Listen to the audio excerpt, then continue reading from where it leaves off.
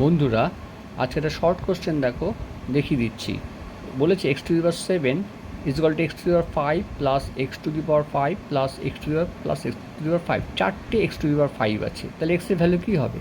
তা আমরা লিখে নেব X to the power 7 is equal to X to the power 5 plus X to the power 5 plus X to the power 5 plus X to the power 5 লিখে নিলাম। বা X to the power 7 is equal to কটা? চারটে x to the power 5 যোগ করলে simple যোগ x to the power 5, উভয় পক্ষকে এক্স টু দি পাওয়ার 5 দিয়ে আমরা ভাগ করব। বা X to the power 7 by X to the power 5 is equal to 4 X to the power 5 by X to the power 5। তো দেখো ডান দিকটা এক্স টু দি পাওয়ার 5 কেটে গেল।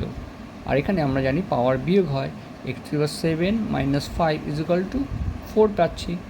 বা x square is equal to 4, দেখো কত সহজে আমরা এক্স স্কোয়ার 4 পেয়ে গেলাম। বা এক্স সমান সমান প্লাস মাইনাস রুট ওভার 4, বা এক্স সমান সমান প্লাস মাইনাস 2। আমরা সহজে অ্যান্সারে চলে এলাম।